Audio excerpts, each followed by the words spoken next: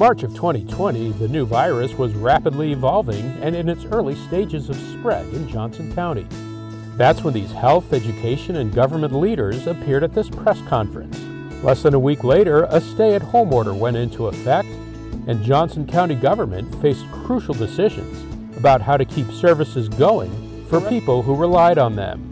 We looked at how we could provide our services safely, but still continuing to provide them even if differently. Our staff came up with creative and innovative ways to continue our programs and services just differently. The county's Department of Aging and Human Services had to find new ways to meet critical needs. There was never a question about if we were going to be able to do the work. It was just more a matter of how we were going to be able to adjust ourselves to get it done. Her employees wasted no time making quick adjustments. Assessments for things like nursing home placement went virtual. Food pantries stayed open, but to keep everyone safe, they switched to a drive-up method. The pandemic also forced the county to stop using volunteers, so employees distributed home-delivered meals. Other employees innovated. One initiated a virtual food drive.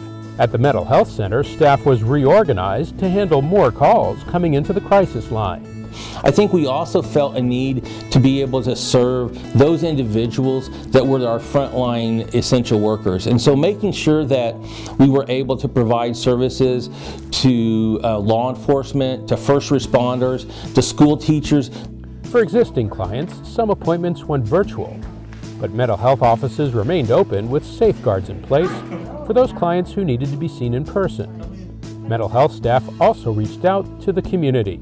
We did things like send out little cards of encouragement across the county. Staying home was encouraged a lot in 2020, and that played a big role in the planning for the 2020 elections. Early in the pandemic, officials at the Johnson County Election Office wondered if polling sites were even going to be allowed.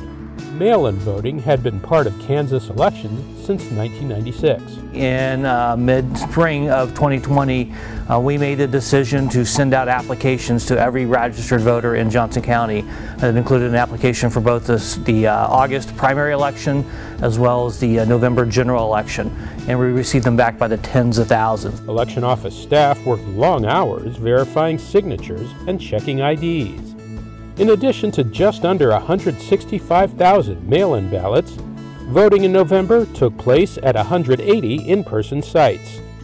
Perseverance and dedication are in no short supply at the Johnson County Library. When library branches closed in March, many of the staff took up sewing masks and creating face shields, putting 3D printers in the makerspace to good use.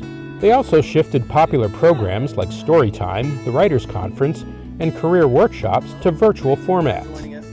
The library expanded its ebook and magazine offerings and started offering streaming videos. We were hearing from the public that they really missed physical books, and so it seemed that the safest way to do that was through drive-thrus, and we have 3 drive-thru locations at this moment. All across county government, employees did whatever it took to keep services going during the most challenging of times. Our employees are purpose-driven and they really want to make a difference. Making a difference while meeting the community's needs.